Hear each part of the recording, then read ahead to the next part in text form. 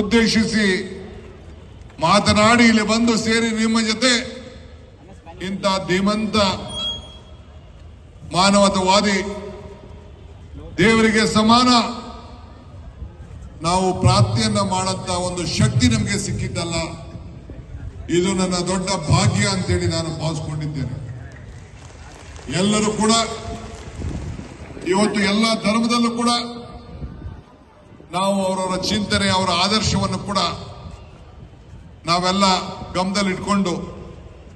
ನಮ್ಮ ಕೆಲಸವನ್ನು ನಾವು ಮಾಡ್ಕೊಂಡು तकबीर